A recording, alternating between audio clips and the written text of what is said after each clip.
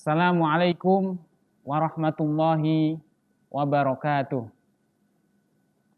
Alhamdulillahi wa kafa, wassalatu wassalamu ala rasulillahil mustafa, wa ala alihi wa sahbihi ahli sidqi wal wafa. Rabbi zidni ilma warzuqni fahma. Tiada sikap sebagai seorang hamba yang bertauhid, yang beriman kepada Allah Subhanahu wa ta'ala, kecuali terus menekankan rasa syukur dan rasa sabar bagaimanapun keadaan. Baik ketika bahagia maupun sengsara, baik ketika sakit maupun sehat, kita selalu berusaha untuk menciptakan rasa syukur.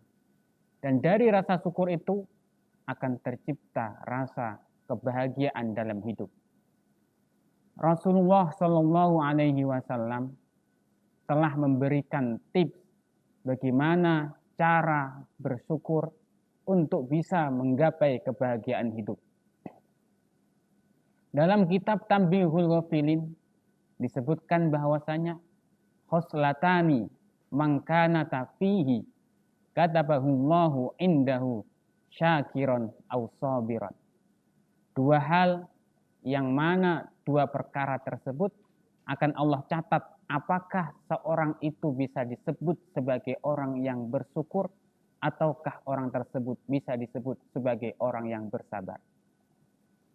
Rasulullah Shallallahu Alaihi Wasallam memberikan solusi yang sangat tepat dalam apapun masalah yang terjadi. Yang pertama, kata Nabi, ayyang zura ilaman huwa fauqahu fi dinihi fayaqtadi. Ketika engkau melihat orang yang dalam hal agamanya lebih tinggi, kemudian ikutilah mereka. Contoh, kita melihat orang lebih rajin sedekahnya, orang lebih rajin sholatnya, orang lebih rajin baca Qur'annya, orang lebih sikap asih,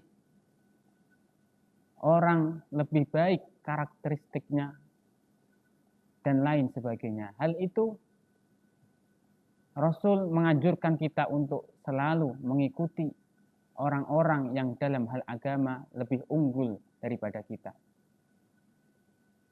Yang kedua, Rasulullah mengajarkan bahwasanya ayyang zura ilaman huwa dunahu fi dunyahu fayahmadullah. Ketika engkau melihat orang yang dalam hal dunianya lebih rendah daripada kamu, maka ucapkanlah rasa syukur kepada Allah dengan memujinya. Contohnya, kalau seandainya kita punya mobil yang Allah anugerahkan kepada kita, maka lihatlah orang yang posisinya berada di bawah kita. Kalau kita hanya mempunyai motor, maka lihatlah orang yang berada di bawah kita. Masih banyak yang hanya mempunyai sepeda. Kalau kita mempunyai sepeda, maka lihatlah juga yang ada di bawahnya. Masih banyak orang yang hanya berjalan kaki karena tidak punya sepeda. Bahkan kalaupun tidak punya apa-apa, hanya berjalan kaki, maka lihatlah orang yang berada di bawahnya. Di luar sana masih banyak orang yang ingin berjalan saja harus pakai kursi roda. Di luar sana masih banyak orang yang ingin berjalan saja harus menunggu untuk dituntun sama keluarga. Di luar sana masih banyak orang-orang yang hanya berbaring di luar, di atas kasur karena mengalami rasa sakit, stroke, dan lain sebagainya.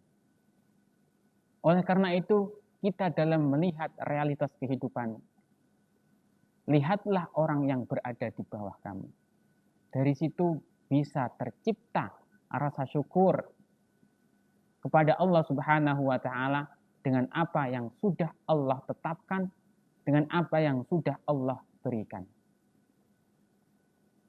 Pada dasarnya konsep kunci sederhana dalam menciptakan kebahagiaan, pertama harus menciptakan rasa syukur. Sedangkan konsep kebahagiaan cukup sederhana, yaitu jangan pernah melihat kenikmatan orang lain. Ketika engkau bersyukur dengan apa yang engkau miliki sekarang, maka Allah akan memberikan sesuatu yang engkau belum miliki. La in syakartum la azidannakum wa la in kafartum inna azabi lasyadid. Jika kalian bersyukur, maka Allah akan tambahkan nikmat kepada kalian. Tetapi ketika engkau kufur nikmat, maka azab Allah itu lebih pedih. Oleh karenanya di bulan yang penuh rahmat, bulan yang penuh maghfirah, penuh dengan ampunan ini, di bulan suci Ramadan, marilah kita bersyukur sebanyak-banyaknya. Kita bantu saudara-saudara kita yang kesusahan. Kita ulurkan tangan kita. Kita tambahkan sikap kita dalam dermawan. Wallahu fi aunil abdi maka nal abdi fi auni akhihi. Allah akan senantiasa menolong hambanya selama hambanya senantiasa menolong saudara-saudaranya. Pemirsa yang dimuliakan Allah, semoga apa yang saya sampaikan bermanfaat khususnya untuk diri saya sendiri dan umumnya untuk pemirsa semuanya.